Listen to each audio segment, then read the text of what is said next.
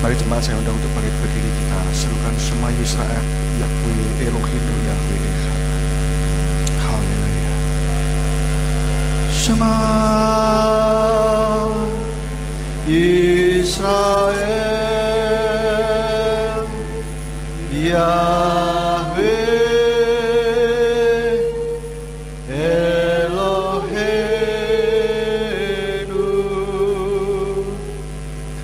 Yahweh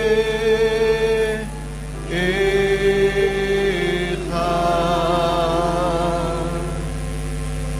Baruch Shem Kevod Malkuto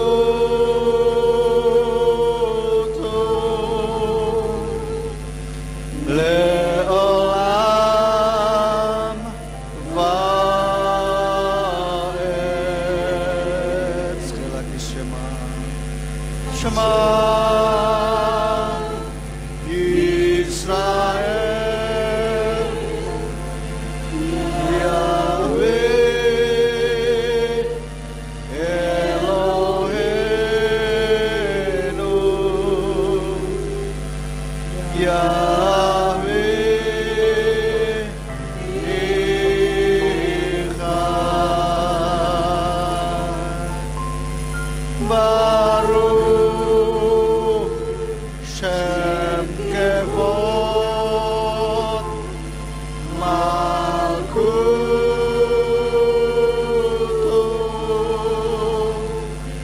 Leolam Vaed.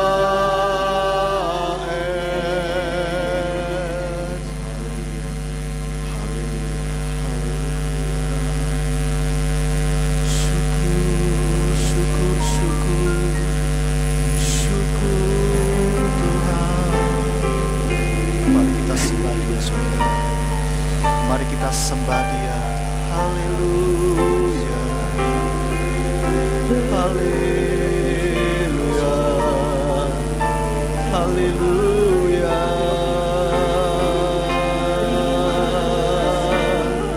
Terpuji namamu Tuhan.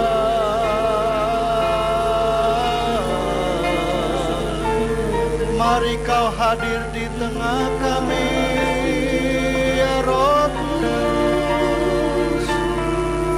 Lawat setiap kami. Mari semuanya kita sembah Dia. Sembah, sembah.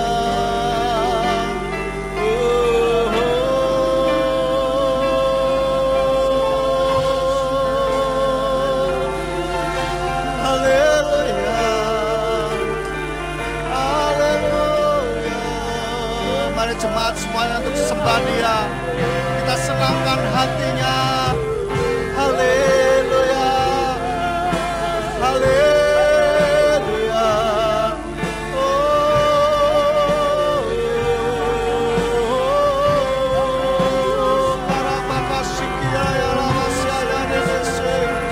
Hadirlah Kau di tempat ini, Roh Kudus.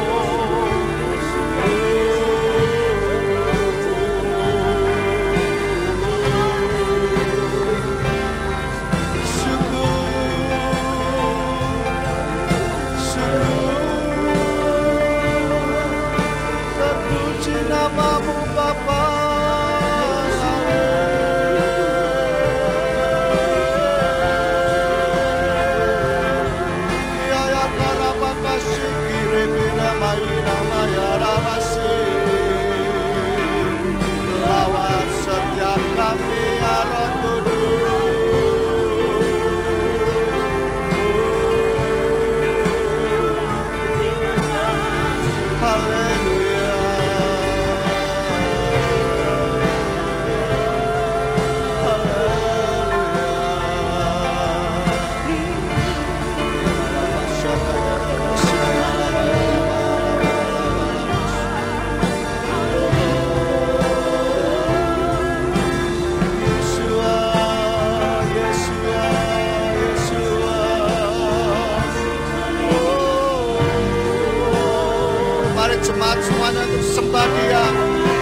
ada yang berdiam diri.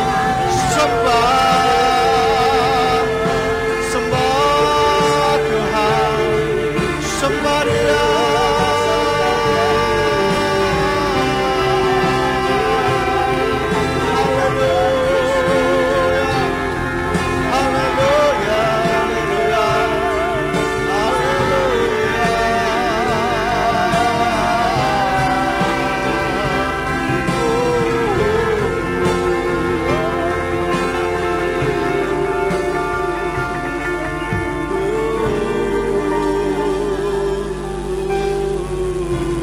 Sembah Dia dengan lembut.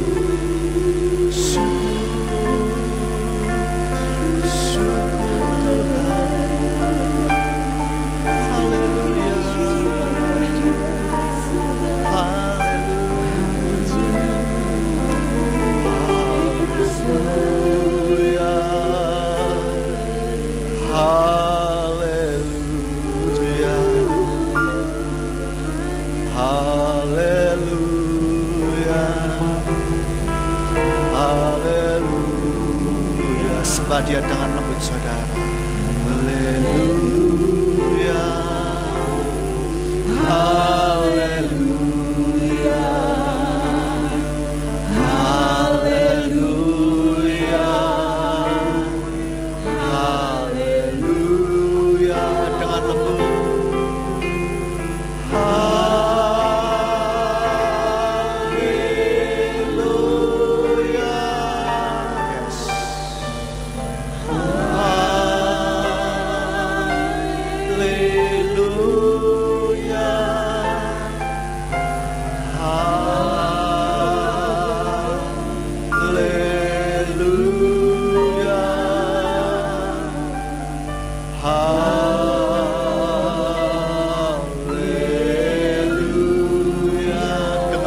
Saudara,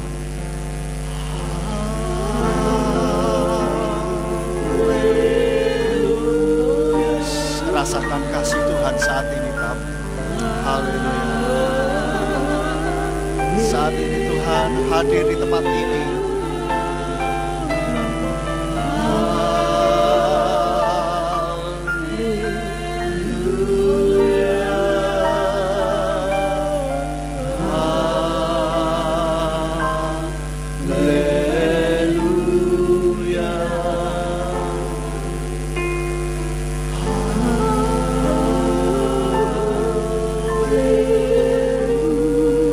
Dia dengan lembut, rohnya ada di tempat ini, saudara.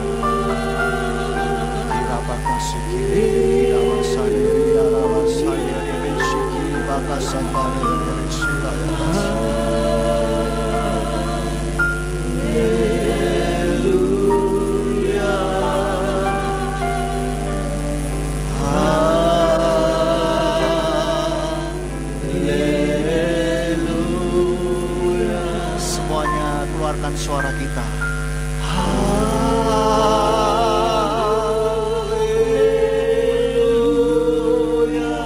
Nikmati hadiratnya saat ini, saudara. Haleluya. Haleluya.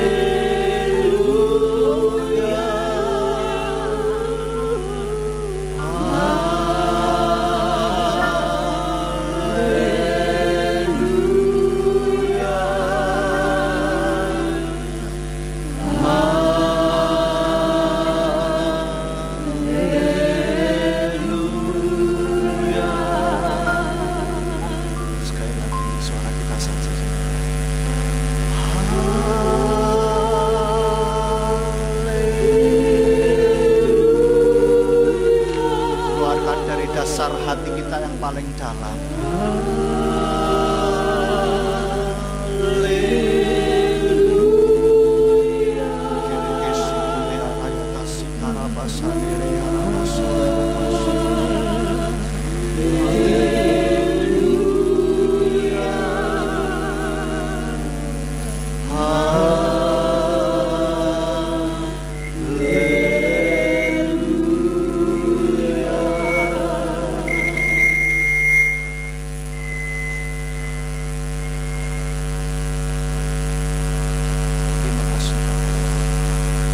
Terima kasih Tuhan buat kasih. Terima kasih buat kehadiran di tempat ini.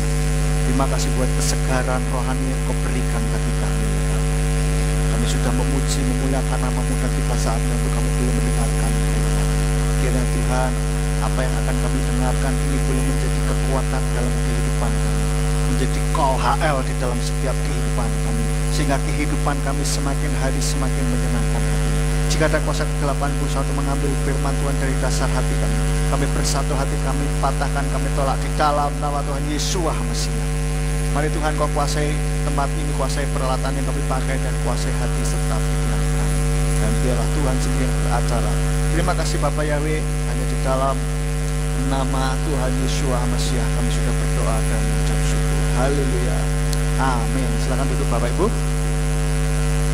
Shalom. Haleluya. Apa kabar? Haleluya. Bapak Ibu Saudara, pada pagi hari ini kita akan belajar kebenaran firman Tuhan yang saya beri judul Roh Agamawi. Mungkin Saudara bingung, apa itu roh agamawi? Ya, kita akan bahas pada pagi hari ini apa itu roh agamawi dan bagaimana kita harus bersikap.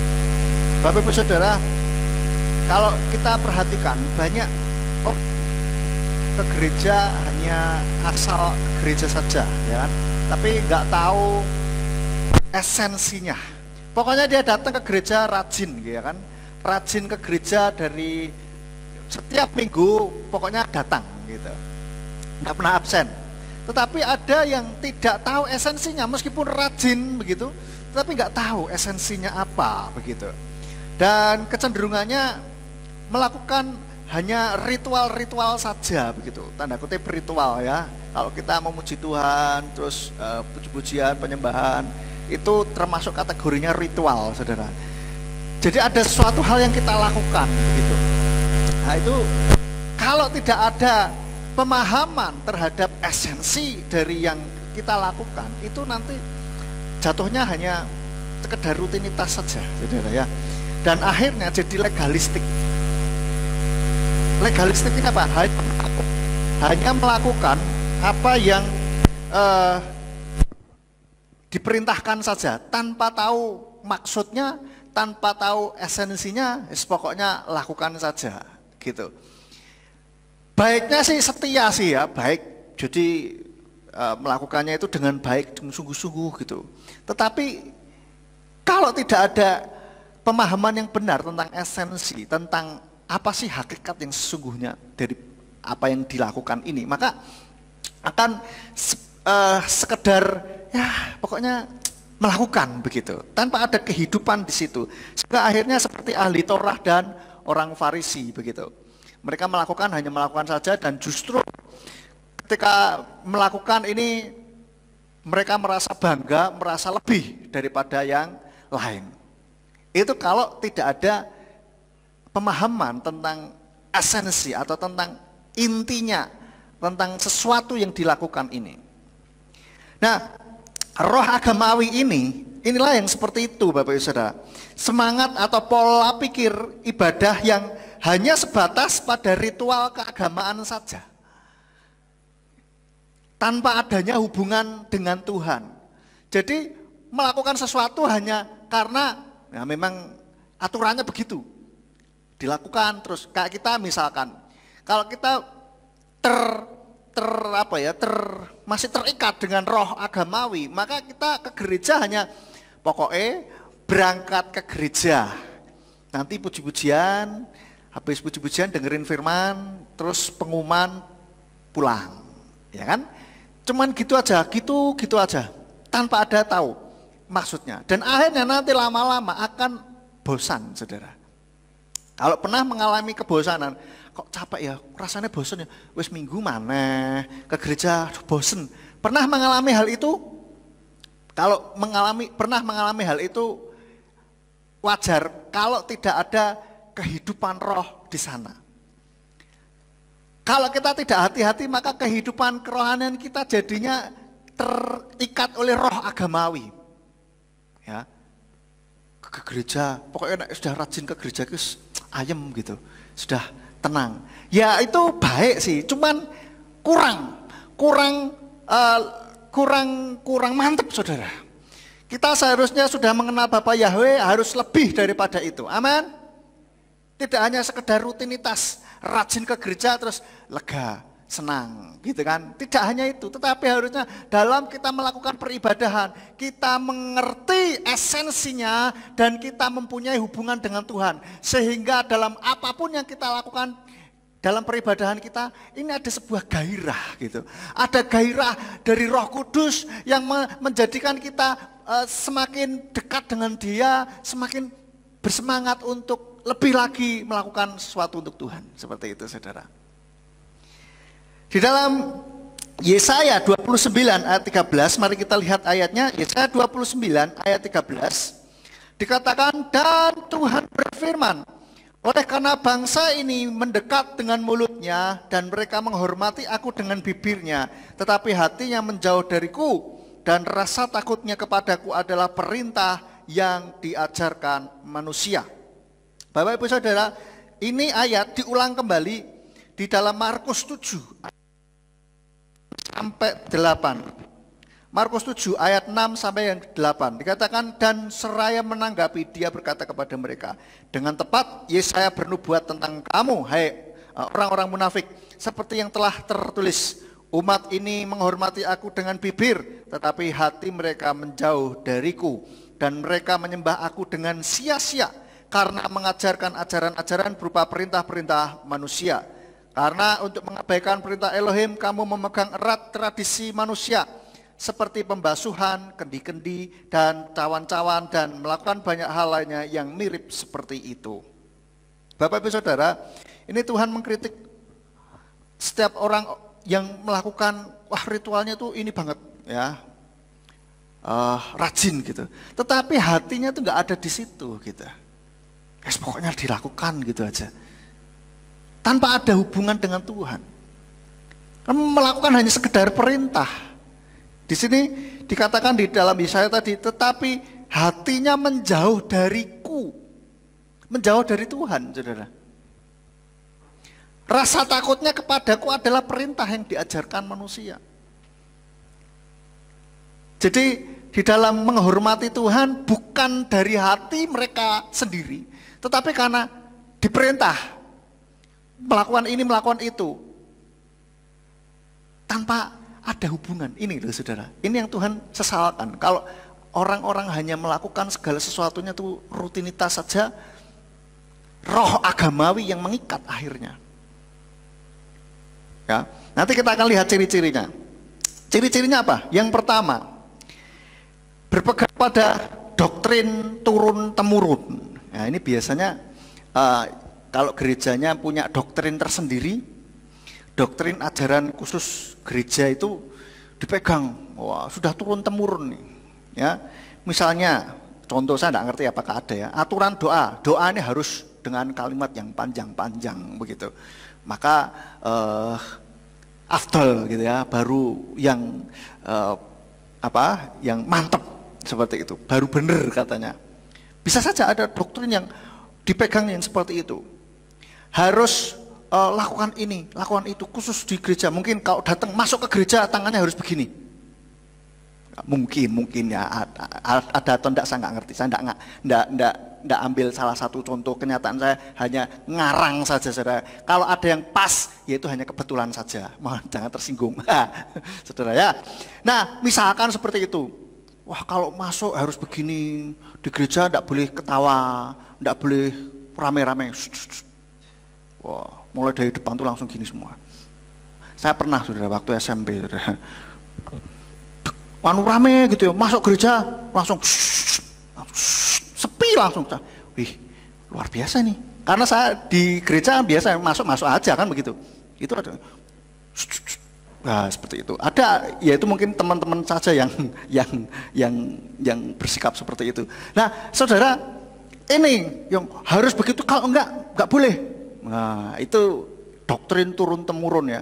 Ya, kalau sesuatu yang baik sih tidak masalah gitu ya. Tetapi maksudnya kalau itu yang terus dipegang erat, yang akhirnya melupakan esensinya, itu akhirnya jadi gak bagus gitu.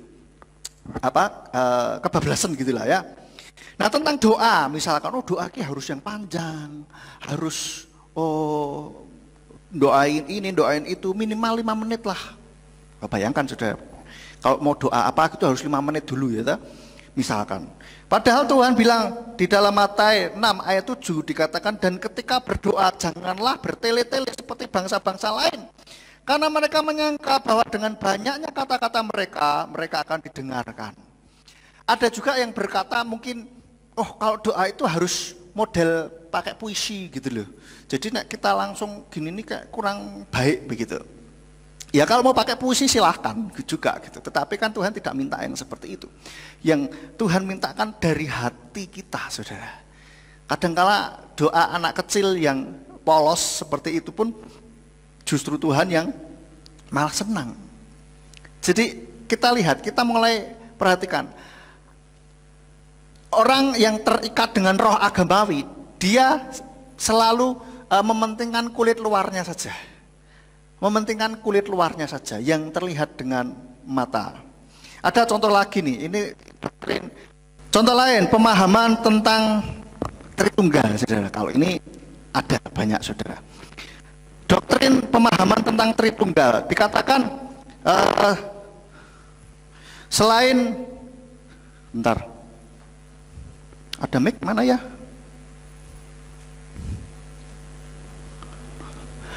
Minta tolong. Nah, pemahaman Tritunggal ini, ada yang bilang begini, selain Tritunggal itu dikatakan sesat katanya.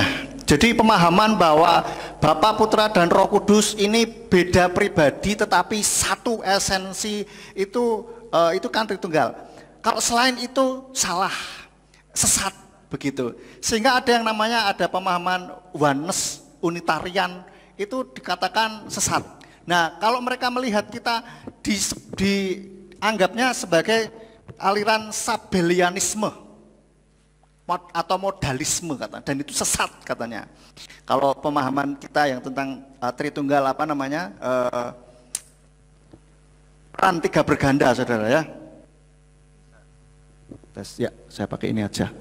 Nah, saudara, pemahaman tentang Tritunggal ini doktrin turun-temurun, saudara. Pemahamannya ini jadi dipegang turun-temurun. Pokoknya kalau tidak Tritunggal itu sesat katanya. Ada begitu? Ada, saudara, banyak. Jadi orang-orang yang memegang paham ini seperti itu, saudara. Kita dianggapnya sesat karena kita beranggapan bahwa Bapa, Putra, dan Roh Kudus itu satu pribadi, hanya dalam manifestasi yang berbeda.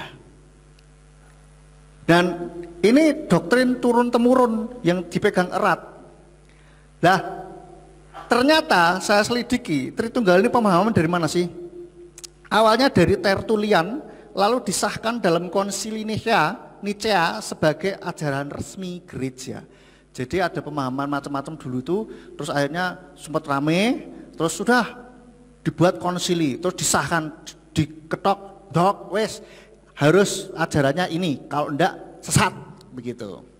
Nah, padahal kita juga, kalau pemahaman kita, Bapa, Putra, dan Roh Kudus itu Tuhan, dan itu satu, kan begitu. Lah kalau itu tidak menyangkal Yesua, tidak menyangkal Yesus, sesatnya di mana, kan begitu. Dan ini tidak menyangkut keselamatan karena pemahamannya Tuhan ini beda pribadi atau satu pribadi, kan begitu. Yang penting kan kita memahami bahwa Bapa, Putra, dan Roh Kudus itu adalah Tuhan, gitu loh. Tidak menyangkali ketuhanan Bapa, Putra, dan Roh Kudus, gitu. Ini yang betul-betul dipegang erat oleh orang yang masih, kalau saya katakan, terikat dengan oleh roh agamawi, tradisi doktrin turun-temurun. Padahal kalau doktrin itu boleh dikritisi. Kalau nggak sesuai dengan firman Tuhan ya diubah, gitu loh. Tetapi kalau mereka nggak boleh, ini doktrin, tidak boleh dutek, tidak boleh dikritisi. Ini sudah disahkan oleh bapak gereja katanya. Kamu lebih hebat dari bapak gereja katanya. Loh, siapa yang bilang lebih hebat? Kita nggak ngomong hebat-hebatan, kita ngomong ini sesuai tidak dengan firman Tuhan gitu loh. Kalau tidak sesuai, ganti tah. Kan kita bisa, maksudnya cocokkan dengan standar kebenaran gitu loh. Nah memang orang yang belum menerima nama Bapa Yahweh itu pola pikirnya masih ya yang seperti itu. Tetapi orang yang sudah terima nama Bapa Yahweh, pola pikirnya pasti berubah. Pasti berubah. Ya ini hanya sebagai contoh saja. Ciri yang masih terikat oleh roh agamawi ini yang berpegang pada doktrin turun-temurun. Kalau doktrinnya benar tidak masalah, tapi kalau doktrinnya salah, dipegang terus, yaitu yang ngawur, saudara. Mereka selalu berpikir doktrin tidak boleh diutik, tidak boleh dikritisi. Nah, kalau kita tidak sesuai dengan firman Tuhan, justru kita kan kalau dengar firman itu kita minta supaya kita semuanya ini bisa ngalamin sendiri, kan begitu? Enggak hanya dari kata pendeta saja, enggak dari kata Bapak Gembala atau saya yang menyampaikan di sini, kan begitu? Alami sendiri, selidiki sendiri gitu loh. Lalu yang kedua, cirinya mementingkan tradisi. Misalkan liturgi, peribadahan, kebiasaan-kebiasaan, misalkan yang sudah pakai nama Bapak Yahweh harus pakai bahasa Ibrani, kalau enggak salah misalkan ya. Atau harus pakai musik ini, kalau enggak ada musik ini jadi ibadahnya enggak sah begitu. Seperti itu misalkan. Ini yang masih terkungkung pada doktrin roh agamawi, saudara. Segala hal yang di kulit luar saja itu dipentingkan banget tanpa memperhatikan esensi yang sesungguhnya, yaitu bagaimana kita menyenangkan hati Tuhan, bagaimana hubungan kita dengan Tuhan. Nggak salah sih pakai liturgi dan tradisi, ya nggak salah. Saya nggak bilang itu salah. Akan jadi salah kalau mementingkan itu semua dibanding dengan pergerakan Roh Kudus gitu loh. Misalkan ibadah agak molor sedikit karena Roh Kudus bekerja, kita langsung kasak kusuk, waduh, orang marima, orang barbar tuh ki, wah nggak selesai ki, jam terus. Kalau bisa jam ini, Pak Pendeta Alia, oh ini jam piro gitu loh. Saudara jangan khawatir, jam itu pas di depan kami, saudara. Di depan ya. Jadi tidak perlu tolah-tolah jamnya gitu. Kita lihat, selalu memperhatikan jam. Kalau menyampaikan firman itu pasti lihat jam, saudara. Kalau pas penyembahan, suwi mentoki ora duduk-duduk kesel aku, jengkel, saudara. Itu seperti itu. Mementingkan liturgi daripada pergerakan Roh Kudus. Ya. Di dalam Kolose 2 ayat 20 sampai 23, kita lihat Kolose 2 ayat 20 sampai 23. Kolose 2 ayat 20 sampai 23 dikatakan, oleh karena itu jika kamu telah mati bersama Hamasyah dari prinsip-prinsip dunia, mengapa kamu diwajibkan untuk hidup seperti di dalam dunia? Jangan jamah ini, jangan kecap itu, jangan sentuh ini, yang kesemuanya itu sedang menuju kebinasaan dalam pemakaian berdasarkan perintah-perintah dan ajaran-ajaran manusia. Sekalipun hal itu sungguh merupakan perkara yang mengandung hikmat dalam tekad kesalehan dan perendahan diri serta pengabaikan tubuh. Namun tidak ada suatu kehormatan pun selain pemuasan daging. Nah, ini orang yang berpegang pada roh agamawi yang seperti itu. Kalau pakai ritual-ritual, loh ini kan melambangkan ini gitu kan. Misalkan harus ada patung Yesua, harus dicium misalkan. Ini kan melambangkan kita ini mengasihi, mencintai katanya. Terus ya harus melakukan hal itu gitu. Nah, ini ada dikatakan merupakan perkara yang mengandung hikmat, ada maksudnya, ada maknanya. Tetapi ternyata ini namun tidak ada suatu kehormatan pun selain pemuasan daging, saudara. Pemuasan daging hanya untuk ya supaya dirinya merasa puas gitu, merasa ya kita sudah beribadah nih gitu kan, seperti itu.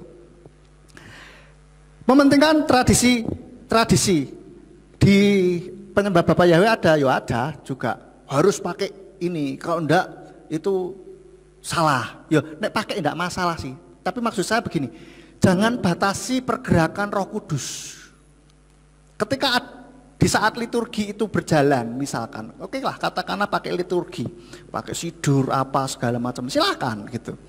Tetapi ketika Roh Kudus bekerja, jangan dibatasi. Nah, bagaimana Roh Kudus bekerja? Ya mungkin pas menyanyi, Roh Kudus melawat, mau penyembahan, terus menyembah, jangan terus didiamkan, jangan terus, tapi sudah jatai jatai ganti liturgi begitu. Harus di stop. Ya itu yang roh agamawi yang saya maksud seperti itu loh, saudara. Mulai paham saudara ya maksudnya roh agamawi itu ya. Lalu yang ketiga cirinya orang yang masih terikat pada roh agamawi itu adalah ikut-ikutan saja tanpa berpikir apakah sesuai firman Tuhan atau tidak gitu. Kalau dikritisi bilang pokoknya kan sudah dari dulu gini, diwai wae. Kok senengane kok ngowai adat, ya, misalkan seperti itu. Kenapa? Cuma ikut-ikutan aja. Contohnya Natalan 25 Desember, ya kan? Nah, kok bisa 25 Desember tuh ngitungnya piye? Ya wis pokoknya dulu kan ngene. Dari dulu kan begitu. Ndak mau dikritis, begitu dikritisi ngamuk, saudara. Terus lagi kalau Paskahan pakai telur ya kan. Lah, apa hubungannya Paskah sama telur gitu loh. Apa hubungannya Yesua bangkit, Yesua disalib dengan telur gitu. Kalau mereka memahami Paskah ini sebagai kebangkitan. Lah terus apa hubungannya telur sama kebangkitan gitu loh. Ya toh? Terus begitu banyak kelinci. Lah terus apa hubungannya Yesua bangkit sama kelinci gitu loh. Dikritisi ngamuk. Yes. Pokoknya repot nih pokoknya ya.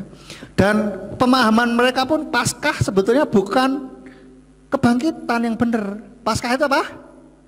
Kematian Yesua. Tidak bisa, kematian itu kan Jumat Agung. Ya wis karepmu. Saudara, itu roh agamawi masih terikat, mengikat kencang itu seperti itu saudara. Dulu kita kan begitu saudara ya. Puji Tuhan kita sudah dilepaskan oleh Bapak Yahweh. Amin. Halo? Iya toh? Dulu wah wis pokoknya Natal pohon cemara, kasih pernak-pernik. Wah senang banget kita. Seneng enggak? Seneng dulu kan gitu saya juga. Tapi setelah terima Bapak ya, ternyata salah kaprah sudah. Nah, ini loh ikut-ikutan tanpa mikir gitu loh. Wis pokoknya. Lah apakah misalkan berdoa harus pakai bahasa ini gitu kan, bahasa Ibrani, kalau enggak bener yo iya ya jadi ya begitulah saudara, ikut-ikutan tanpa berpikir ya apakah sesuai firman Tuhan atau tidak. Kalau sesuai firman Tuhan enggak apa-apa, lanjutkan. Kalau enggak sesuai kok dipertahankan mati-matian, termasuk dengan pemanggilan nama Tuhan kita dengan sebutan Allah ini. Pokoknya apa salahnya? Ya kan, wah ini rame di Facebook, saya masih bantuin orang, masih lagi, jadi dia ini suka posting tulisan saya saudara, tentang nama Bapak Yahweh yang singkat-singkat itu, diposting ulang sama dia, terus ada yang nanggepin temennya, habis itu dia bingung jawabnya, kasihkan ke saya, Pak ini gimana cara jawab, bantuin jawab, ya enggak apa saya jawabin, saya bantuin. Itu banyak saya lihat pola pikir orang-orang yang masih belum terima nama Bapak Yahweh itu, ya masih terikat roh agamawi gitu loh. Dan mereka bilang apa salahnya? Masalahnya di mana katanya? Masalahnya justru masalah besar kok. Ya kan? Tapi mereka bilang lah itu kan sebutan gitu. Maksud saya kan sebutan. Saya kan tidak berpikir untuk ke ilah lain. Ya kita bisa tahu saudara, ini alasan yang selalu itu aja gitu, muter-muter aja gitu. Sempat ada yang bilang begini, ya jurus kalian kan itu aja. Loh iya jurusnya itu aja karena pertanyaanmu itu aja. Diajari juga nggak ngerti-ngerti gitu kan. Ya jurusnya itu aja. Karena pertanyaannya ya itu aja. Tapi mereka juga kadang tidak mau baca gitu loh. Apa yang kita jelaskan itu tidak mau baca gitu. Baru baca separuh langsung dibalesin gitu. Wah pokoknya dengan penuh emosi saudara. Nah, dijelaskan. Tidak mau. Ya, mereka tanya kita jawab. Tapi jawaban kita tidak dibaca. Nah, ya lucu saudara. Makanya muter-muter itu aja. Saya pernah tuh diskusi muter. Habis itu balik lagi pertanyaan awal lagi. Lah Pak muter lagi saya bilang. Aduh, capek deh. Ya, itu. Mari kita tidak lagi hanya ikut-ikutan saja. Ya. Misalkan nih ibadah nih, tidak harus urutannya tuh kan tidak harus datang lagunya pelan dulu, terus rame, terus habis itu lagu yang slow. Kan biasanya begitu. Nah kalau Rio yang WL kadang beda, bisa rame dulu, tidak apa-apa. Kita bebaskan Roh Kudus untuk bekerja, begitu. Nah, apakah harus begitu? Tidak juga. Pokoknya kita akan dalam beribadah ini menyiapkan hati kita untuk memuji Dia, menyembah Tuhan, terus dengerin firman. Nah, dengerin firman pun kan tidak harus selalu dikhotbahi saja, saudara. Bisa saja di tengah-tengah kita memuji menyembah Tuhan dulu. Ya, bisa saja awalnya kita menyembah Tuhan dulu. Boleh enggak? Boleh, enggak masalah. Ya, oke yang keempat, orang yang masih terikat dengan roh agamawi ini tidak memahami firman, saudara. Padahal firman Tuhan katakan di dalam Roma 12 ayat 2 dikatakan, dan janganlah menjadi serupa dengan zaman ini, tetapi biarlah kamu diubah oleh pembaruan pikiranmu agar kamu membuktikan apa itu kehendak Elohim yang baik, yang berkenan dan yang sempurna. Mereka tidak memahami firman karena nggak mau belajar, saudara. Roh agamawi mengikat dengan kuat, tidak memahami firman karena tidak mau belajar. Ya. Oke, selanjutnya yang kelima, tidak membebaskan Roh Kudus bekerja. Ini ciri yang paling menonjol dari roh agamawi itu seperti itu. Tidak membebaskan Roh Kudus bekerja. Jadi tidak ada kehidupan roh di sana. Apa yang dilakukan hanya rutinitas kulit luar saja dan tidak meresponi Roh Kudus. Ya, tadi saya kasih contoh juga. Misalkan ibadah selesainya agak molor karena ada pergerakan Roh Kudus, sudah muring-muring, sudah nusu-nusu. Wah, piye to ki ibadah cek suwene. Lah aku kan mau pergi loh. Saudara nek kalau ada acara enggak apa-apa, silakan duluan. Enggak harus ini sampai selesai. Misalkan mau ada ini ya enggak apa-apa gitu loh. Nah, sebaiknya saran saya kalau begitu, kita kalau mau pergi jangan mepet-mepet ibadah setelah ibadah gereja. Kan molor selesainya kan kadang bisa pas, kadang bisa molor. Dikasih spelling waktu lah ya. Seperti itu. Misalkan, wah aku mau pergi jam 8:15, ya mepet, pol saudara. Wus kasak kusuk. Ayo saudara daripada tidak konsentrasi, duluan saja gitu, tidak masalah. Nesu Pak, enggak. Silahkan, bebas saja gitu loh. Kan ibadah ini kan hubungan dengan Tuhan, pribadi lepas pribadi, amin. Nah, maka saran saya kalau Bapak Ibu Saudara setelah ibadah pagi mau pergi, saran saya perginya itu dikasih spelling dulu. Siapa tahu Roh Kudus bekerja agak lama ya toh, gitu loh. Jadi kita nggak kesusu gitu loh, saudara. Lalu saya ingat dulu Bapak Gembala waktu menggembalakan di gereja lama itu katanya. Itu kan kursi panjang-panjang tuh. Terus ada tambahan extended ruangan di sebelah sayap kanan. Itu kan kursinya satu-satu kayak gini, tapi kursi lipat gitu. Itu kan ada jemaat ditata lurus menghadap ke depan semua. Jadi satu arah semua gitu loh. Nah, yang di samping sudah bisa bayangkan di samping bagaimana? Nengok terus pegel. Wah, begitu digeser sedikit. Wah, majelisnya ngamuk-ngamuk saudara, nusu-nusu. Apa kursi bener-bener diingari-ngering. Ini roh agamawi saudara. Kalau enggak gini, enggak ibadah. Ya repot saudara. Nah, Itu. Padahal ya supaya jemaat itu nyaman, nggak noleh terus, kan pegel gitu loh. Nah diiring kayak gini kan enak, ya toh? Tak nggak mengganggu ibadah juga gitu loh. Tapi nesu-nesu. Nah ini roh agamawinya masih terlalu kuat gitu. Nah maka kita harus mulai membebaskan Roh Kudus bekerja di dalam peribadahan kita. Amin. Saya mau ajak setiap kita selalu rindukan Roh Kudus berkarya di dalam setiap kehidupan kita, khususnya ketika kita menyelenggarakan ibadah raya, ibadah sabat, ibadah apapun, kita rindukan Roh Kudus hadir di tengah-tengah kita dan melawat setiap kita. Amin. Kita rindukan Roh Kudus berkenan untuk hadir di tengah-tengah kita dan melawat setiap kita. Itu tandanya Roh Kudus disenangkan gitu loh dengan ibadah kita. Bayangkan saudara, kalau setiap kali ibadah, maka Roh Kudus selalu bekerja, selalu hadir di tengah-tengah kita. Saudara bisa bayangkan bagaimana enaknya ibadah seperti itu, saudara. Ibadah tidak lagi hanya rutinitas dari minggu ke minggu. Pokoknya dengerin dikotbahi terus merasa sudah ibadah. Kita harusnya lebih dari itu. Kita harusnya dalam beribadah kita rindukan Roh Kudus berkenan hadir di tengah-tengah kita, sehingga peribadahan kita ini ada kehidupan roh di situ, sehingga nggak rutinitas saja.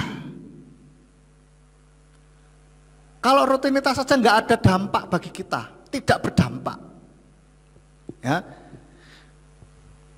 Di dalam Ibrani 4 ayat 7 dikatakan lagi dia menetapkan suatu hari ini dengan berfirman melalui Daud setelah sekian lama waktunya sama seperti yang telah difirmankan pada hari ini jika kamu mendengar suaranya janganlah keraskan hatimu. Saudara, ketika kita mau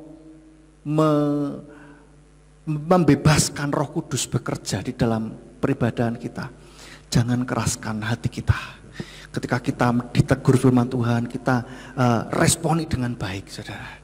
Ketika kita memuji Tuhan, puji Dia dengan sungguh-sungguh. Dan ketika memuji Tuhan, saudara, kita misalkan WL belum nyuruh berdiri, saudara ya, tapi kita rasanya ada dorongan untuk berdiri. Silahkan berdiri, saudara. Oh isin mas dewan, loh ini ibadah adalah hubungan pribadi dengan Tuhan. Lo nggak tertib, bukan itu tidak mengganggu ketertiban, saudara. Kalau mengganggu ketertiban itu ya, saya pernah lihat video ya, ada orang yang ini bukan pergerakan Roh Kudus saya yakin, tapi itu kedagingan akhirnya. Mereka semangat sekali, ada yang dari tempat duduk itu, tidak tahu pendetanya ngapa, nyentuh gini langsung lari ke mimbar, naik mimbar ini. Naik di atas ini, bukan di belakangnya, di atas kakinya di sini, saudara. Sampai ini apa ini? Ingat, Roh Kudus itu adalah roh yang tertib, saudara. Ya, itu kedagingan kalau sampai kacau kayak gitu. Ya, saudara. Ya kita membebaskan Roh Kudus, tapi hati-hati jangan sampai kedagingan yang keluar. Kedagingan malahan yang menguasai begitu. Pikirnya dari Roh Kudus, padahal itu emosi sesaat, saudara. Ada yang sampai wah ya begitu, saudara. Kalau lihat di Facebook saya pernah lihat itu, sampai nggak karu-karuan, jadi nggak tertib. Itu bukan dari Roh Kudus, nggak tertib. Kalau kita misalkan dalam memuji Tuhan, pingin berdiri, berdirilah. Kok pingin berlutut, silahkan bebaskan rohmu, saudara. Biarkan Roh Kudus bekerja, karena pribadi lepas pribadi Roh Kudus bekerjanya. Amin. Berdiri, penyembahan kok capek ya. Kok WL nggak nyuruh duduk, tapi kesel aku. Saudara, kalau mau duduk capek, duduklah. Enggak masalah, enggak ada yang marahin. Dan itu tidak mengurangi iman kita kepada Tuhan. Ya, oke. Jadi sekarang bebaskan roh kita, amin, saudara. Ketika kita memuji Tuhan, puji Dia dengan sungguh-sungguh. Jangan cuma keplok tok. Angkat tangan misin, malu. Jangan malu, angkat tangan untuk Tuhan, amin. Kalau saudara digerakkan untuk angkat tangan, menyembah kok kayak mau nangis yo, isin aku lagi nangis. Bebaskan, saudara, enggak ada ngisi-ngisi nih, saudara. Nangislah gitu kan. Enggak ada yang ngisi-ngisi. Kowe mau ngisi apa nangis apa wis gede kok nangis ae. Isin ya, gembeng. Aduh. Nggak, saudara, nggak ada yang ngisin-ngisin seperti itu. Nek ada yang ngisin-ngisin ngomong sama saya, saudara. Jadi kita akan mulai bebaskan Roh Kudus bekerja dalam setiap ibadah kita, amin. Bebaskan roh kita, saudara. Memuji Tuhan, pujilah dia. Wah, jangan nek pas dangdutan tok ae di kampung, di rumah itu atau di lapangan itu ada, was, nek goyang gayeng, tapi nek di gereja goyang sini mas. Lah nek dangdutan kok ora isin. Saudara ya, ayo kita akan mulai sekarang bebaskan roh kita. Kita akan membebaskan Roh Kudus bekerja di dalam ibadah kita. Amin. Jangan lagi terikat dengan roh agamawi. Karena gereja kita ini memperluaskan pekerjaan Roh Kudus, saudara. Tidak anti dengan yang seperti itu, saudara. Ya, jadi feel free saja. Kalau Roh Kudus gerakkan untuk, nah ini bagaimana? Apakah itu emosi saat? Nah, ini saudara, nanti kalau kita sering berhubungan dengan Tuhan, maka kita akan ngerti ini dari emosi kita sendiri ataukah dorongan dari Roh Kudus. Begitu saudara. Kayak tadi saya nggak ada pikiran untuk kita untuk mengajak menyembah Tuhan dulu, nggak ada. Tapi ketika tadi sema, Roh Kudus menggerakkan habis ini penyembahan dulu sejenak. Seperti itu saudara. Ya. Dan terus apa yang harus dilakukan? Oke, cepat saja. Yang pertama, jaga kekudusan dan kejarlah hal-hal rohani, saudara. Kita jaga kekudusan kita, terutama para pelayan mimbar. Ayo, kemarin pas fellowship juga saya tekankan kembali. Ayo jaga kekudusan kita, jaga hubungan kita dengan Tuhan, supaya setiap kali kita menyelenggarakan ibadah, Roh Kudus berkenan hadir di tengah-tengah kita. Nah, hadirat Tuhan ini tidak harus selalu yang musiknya rame, wah gitu, tidak harus, tidak selalu. Kadang-kadang Roh Kudus bekerja dengan lembut, saudara. Bekerja dengan lembut. Itu bisa saja seperti itu. Nah, maka yang WL ini juga harus lebih peka gitu kan. Nanti kalau penyembahan yang ngikutin itu WL yang memimpin, bukan musiknya yang memimpin. WL yang kasih kode, jadi musiknya yang ngikutin WL-nya. Ya, ketika penyembahan, wah pengen musiknya rame, nah, nanti WL kasih kode. Kalau musiknya lembut, nah, kayak tadi saya kasih kode lembut. Nah, seperti itu. Seperti inilah saudara, kita membebaskan Roh Kudus bekerja di dalam kehidupan kita. Di dalam 2 Timotius 2 ayat 22 dikatakan, 2 Timotius 2 ayat 22, dan jauhkanlah dirimu dari hasrat anak-anak muda dan kejarlah keadilan, iman, kasih, damai sejahtera bersama mereka yang menyerukan Tuhan dari hati yang murni. Jadi saudara, kita harus mengejar hal-hal rohani ini, yaitu iman, kasih, damai sejahtera bersama dengan mereka yang menyerukan Tuhan dari hati yang murni. Kejar keadilan juga dan seterusnya. Ini hal-hal rohani ini saudara. Dan kenapa?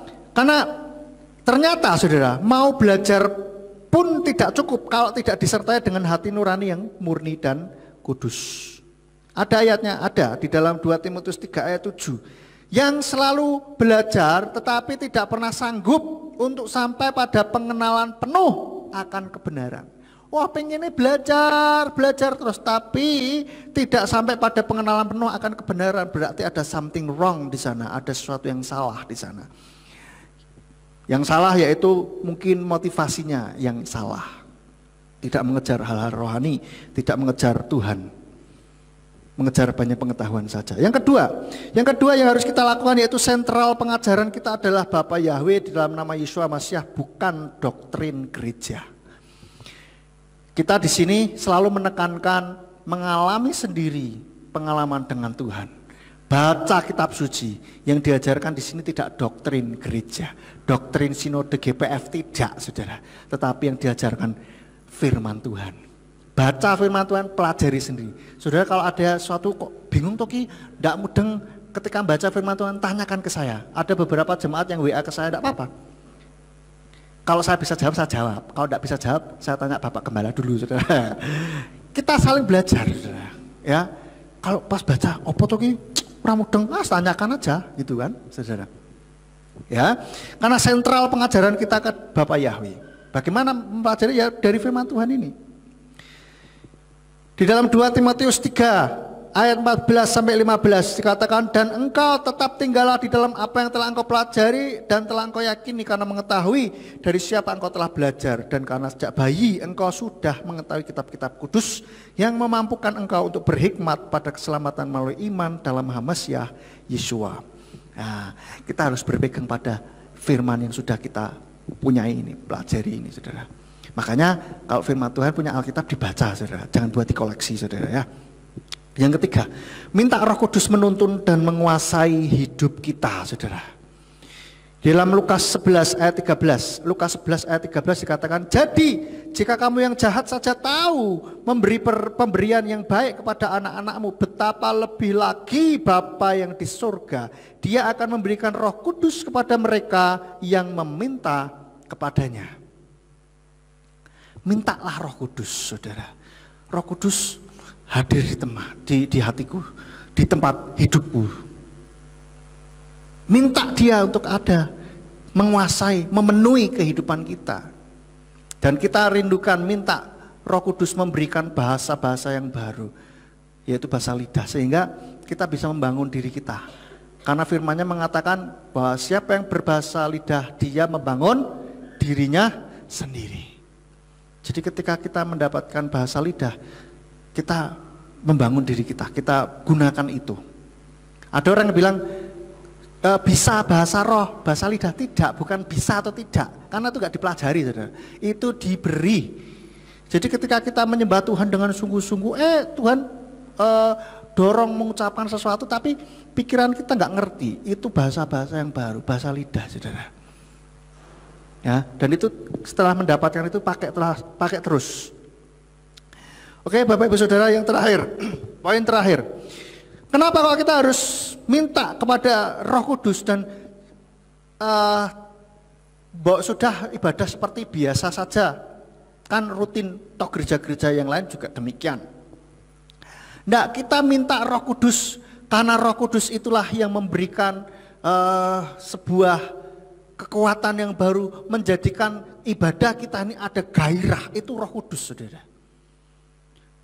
Kalau tidak ada Roh Kudus, rutinitas, bosan toh? Bosan. Tapi kalau ada Roh Kudus di sana, nggak akan pernah bosan. Justru pada hari Minggu, perayaan, ibadah raya, itu ibadah hari yang dinanti-nantikan untuk setiap kita. Amin. Sehingga kehidupan kita menjadi kehidupan yang berkemenangan. Kita merayakan kemenangan demi kemenangan dalam kehidupan kita. Dalam kisah 1 ayat 8, kisah 1 ayat 8 dikatakan, namun kamu akan menerima kuasa bila mana Roh Kudus datang ke atas kamu, dan kamu akan menjadi saksi-saksiku baik di Yerusalem maupun di seluruh Yudea dan Samaria, bahkan sampai ke ujung bumi. Ini penting. Kita minta Roh Kudus menguasai kita, saudara, supaya kita bisa menjadi saksi-saksinya Tuhan. Dan ini ayat dijelaskan di dalam Markus 16 ayat 17 sampai 18. Ini ayat kisahnya sama, tetapi diceritakan dalam kalimat yang berbeda. Nah, yang di Markus ini lebih detail. Markus 16 ayat 17 sampai 18 dikatakan, dan bagi mereka yang percaya, tanda-tanda ini akan menyertai. Mereka akan mengusir roh-roh jahat dalam namaku. Mereka akan berbicara dengan bahasa-bahasa yang baru. Mereka akan memegang ular, dan jika mereka meminum sesuatu yang mematikan, hal itu sekali-kali tidak akan mencelakakan mereka. Mereka akan menembangkan tangan atas orang-orang sakit, dan orang-orang itu akan memperoleh kesembuhan. Bayangkan, saudara, setiap kita dipenuhi Roh Kudus, kita tumpang tangan orang, sembuh orang ini, saudara. Wah, ada yang kerasukan, tetangga kerasukan, wah bingung, timbangannya bingung, golek dukun, sini tak doakan, langsung setannya lari terbirit-birit. Apa enggak luar biasa? Halo? Tapi kita enggak mengejar itunya, ya saudara ya. Ingat, kita enggak mengejar itunya. Itu hanya bonus, itu otomatis, saudara. Kita kejar Tuhannya, saudara. Amin. Kita rindukan Roh Kudus betul-betul ada di dalam hati kita, di dalam pikiran kita, dalam hidup kita. Kalau Roh Kudus betul-betul ada, berkarya, ya saya tahu kita semua sudah ada Tuhan di dalam hati kita. Tetapi kita minta Roh Kudus berkarya di dalam hati, di dalam hidup setiap kita, saudara. Jadi ada Tuhan, ada Roh Kudus dalam hati kita, jangan dinggurke, saudara. Jangan dinggurke itu dicuekin, saudara. Ajaklah komunikasi dengan dia. Ajak berbicara, bangun hubungan dengan Tuhan. Amin, saudara. Mau? Mau ya? Kita rindukan, kita betul-betul mari sama-sama kita rindukan Roh Kudus terus bekerja di dalam hidup kita, berkarya. Dan setiap kali kita ibadah, maka Roh Kudus berkenan hadir di tengah-tengah kita. Amin. Mari kita tundukkan kepala kita, sembah Dia. Kita minta Roh Kudus memenuhi setiap kita dan kita bebaskan rohnya untuk berkarya di dalam ibadah kita. Amin, saudara. Mari kita bangkit berdiri. Kita pujikan Roh Kudus hadir di sini, mengalir di bait suci. Haleluya. Roh Kudus hadir di sini,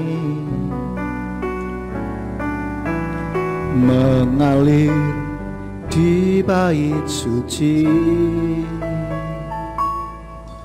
Perkara ajaib pun terjadi, kuasa mujizat nyata, karena Roh Kudus sedang bekerja.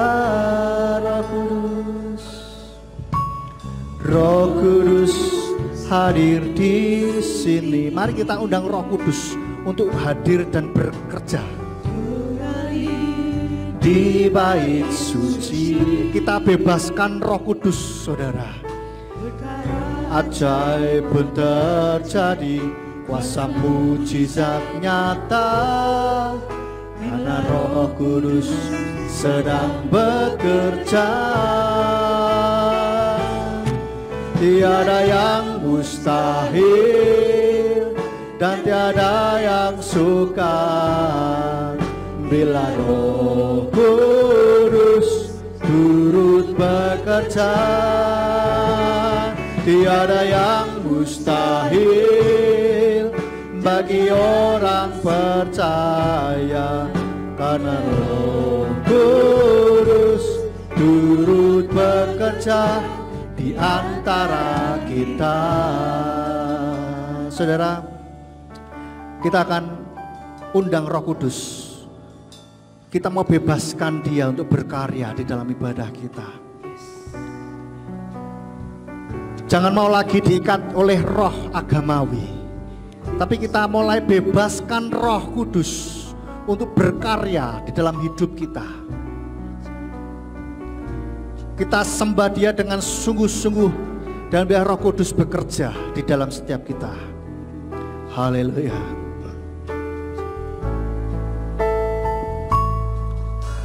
Roh Kudus hadir di sini,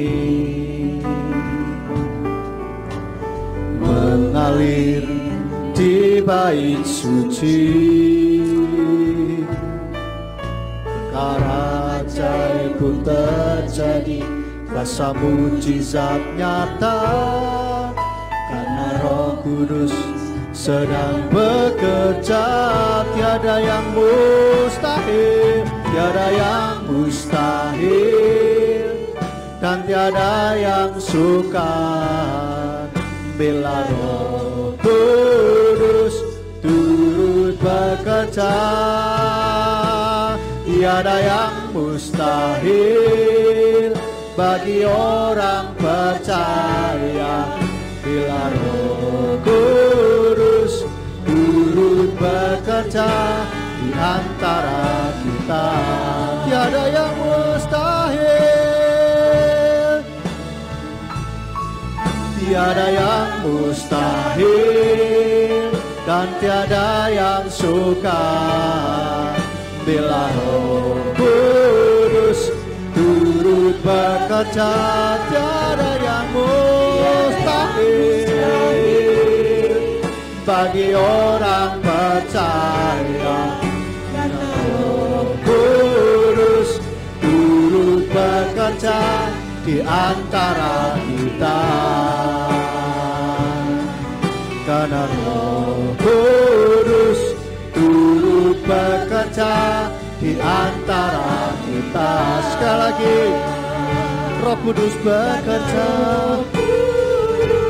turut bekerja di antara kita. Mari kita sembah Dia, sembah.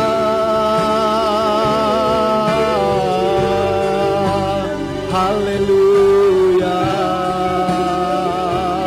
Oh, syukur, syukur, syukur. Mari semuanya sembah Dia. Jangan ada yang berdiam diri. Sembah. Kita bebaskan rohnya. Biar Roh Kudus bekerja di tengah kita. Roh Kudus, hadirlah Kau di tengah kami. Hadirlah di tengah kami.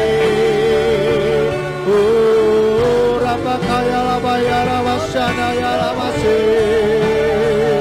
Iki ya Rawase. Lawat setiap kami ya Roh Kudus. Lawat jamaah, jamaah. Kami bebaskan Kau Roh Kudus untuk berkarya. Kami bebaskan Kau untuk bekerja di tempat ini. Lawat setiap kami. Biar kami yang datang dengan kelemahan iman, Tuhan memberikan kekuatan yang baru. Kami yang datang dengan kebimbangan, Tuhan memberikan ketetapan hati bagi setiap kami. Bahkan kami yang datang dengan sakit penyakit, Tuhan memberikan kesembuhan ilahi bagi setiap kami. Haleluya, haleluya.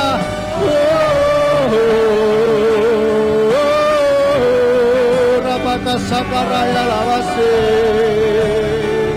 niraya labasan, niraya lawasi.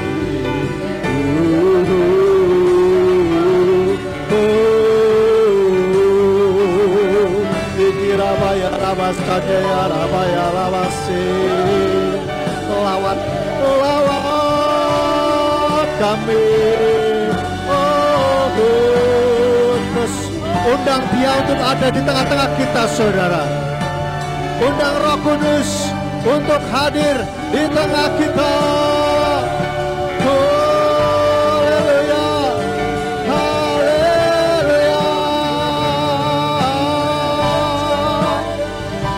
Lawaya lawaya lawasi,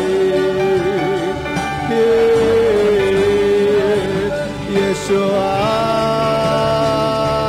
haleluya. Urabagaya lawasi, kiri alamaya lamaya lawasi. Hadir Kau di tempat ini Tuhan, hadirlah di tempat ini.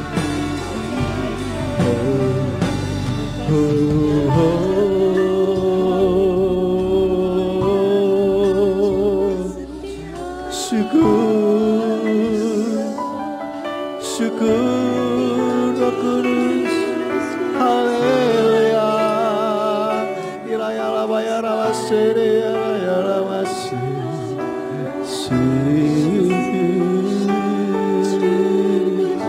Haleluya.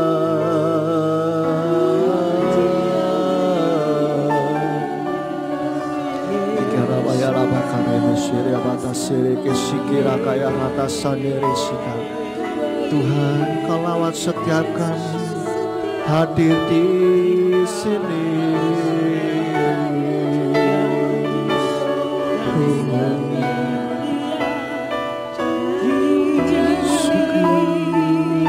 Syukur, syukur, syukur.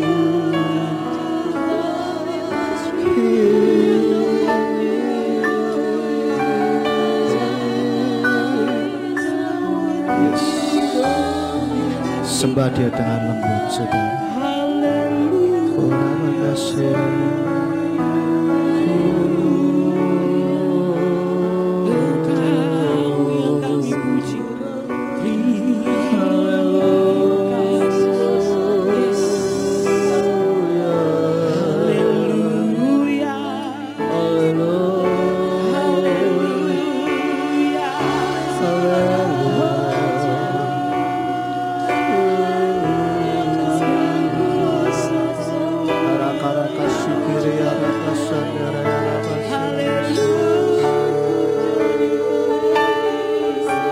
syukur, syukur, syukur, syukur.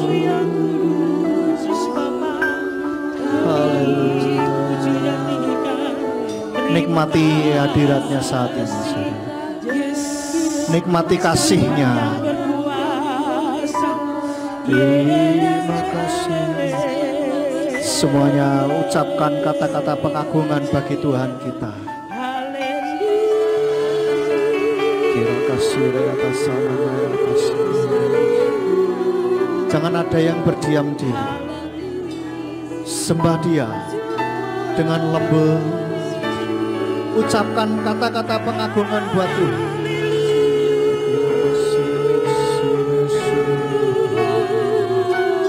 Yes, yes,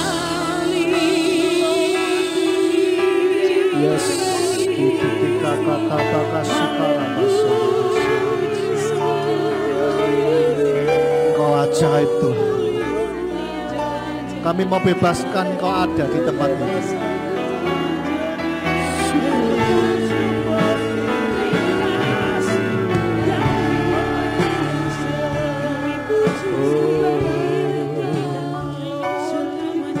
Syukur, haleluya.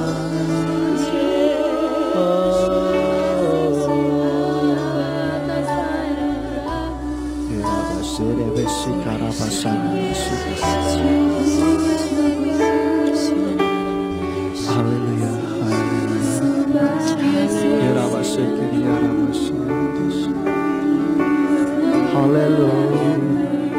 Nikmati hadirat. Kita mau senangkan Dia. Ucapkan kata-kata pengagungan bagi Tuhan. Keluarkan dari dasar hati kita yang paling dalam. Tuhan, Kau ajaib. Engkau luar biasa. Haleluya. Haleluya. Haleluya. Ya masih kira basana masyara basi. Yes. Terus sembah Dia. Sembah. Mulai saat ini Tuhan, kami bebaskan Roh-Mu untuk bekerja di dalam setiap ibadah kami ya Bapa. Terima kasih kira asana sekarang masyara batas syukur worship. Nah ya apa tak kasih kira.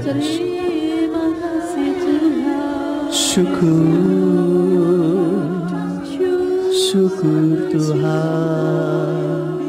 Haleluya.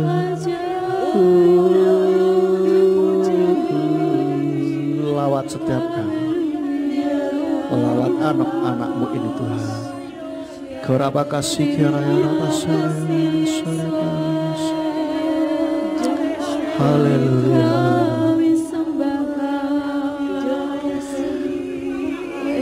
Haleluya. Syukur, syukur, syukur. Haleluya.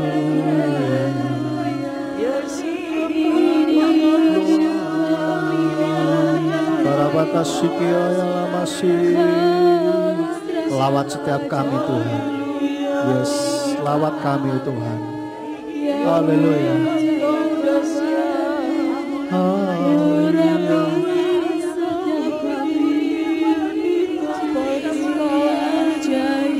Ora karaka sanggere kisikire kisiraya. Engkau lawat setiap kami, Roh Kudus. Lawat setiap kami.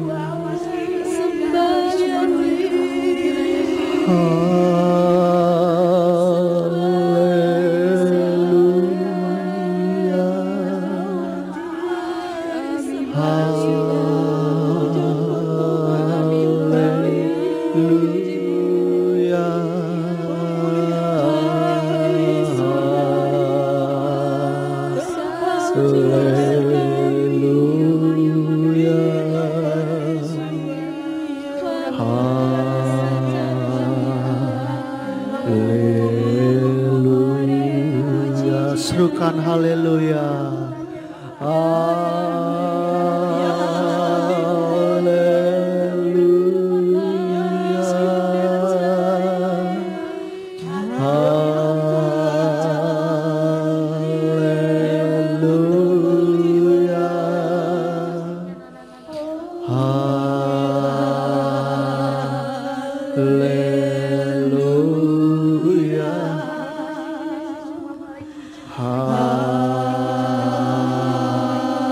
Haleluya.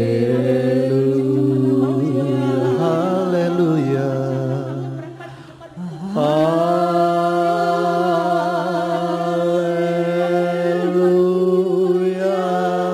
Yes. Haleluya. Haleluya.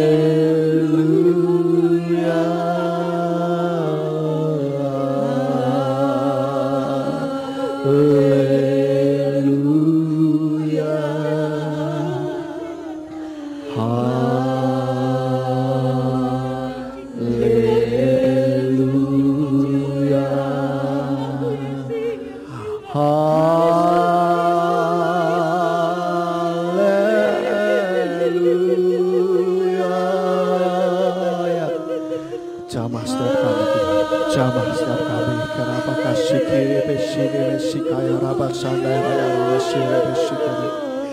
Haleluya.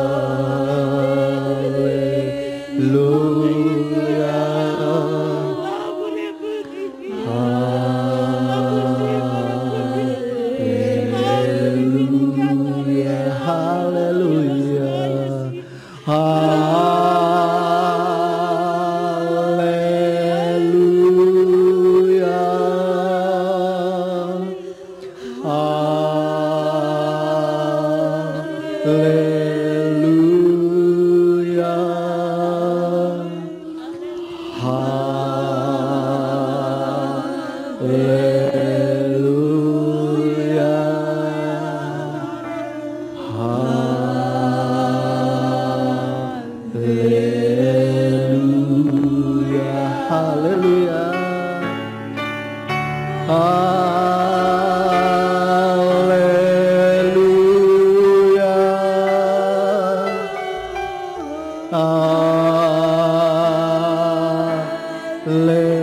Haleluya. Ya, kami bebaskan Engkau Tuhan. Haleluya.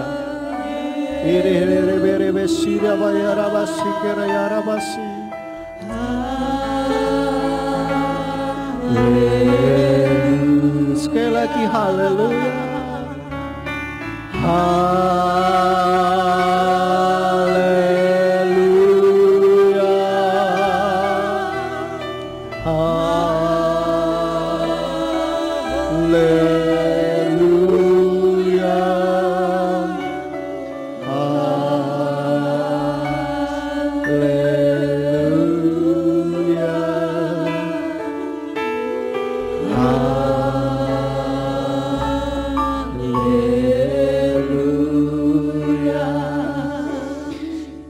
Biar musik saja muji nama Tuhan. Kami mengucap syukur Bapak Yahweh buat hadirat-Mu. Engkau boleh berkenan ada di tengah-tengah kami.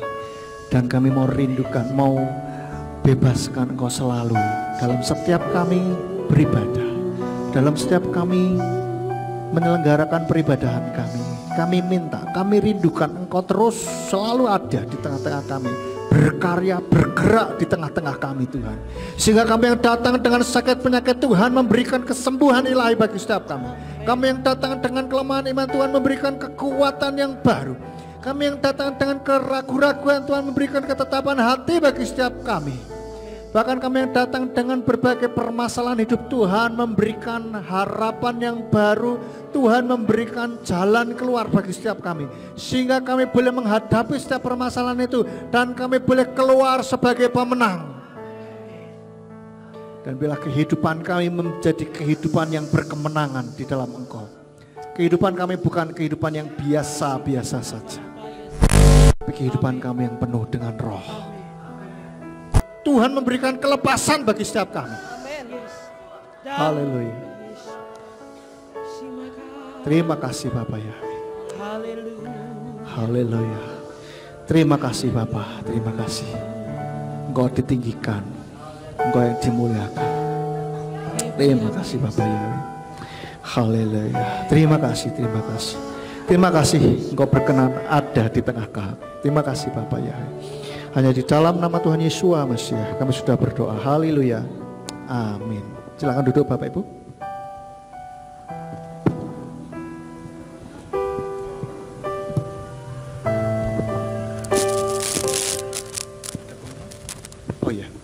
lupa, langsung ditutup ya.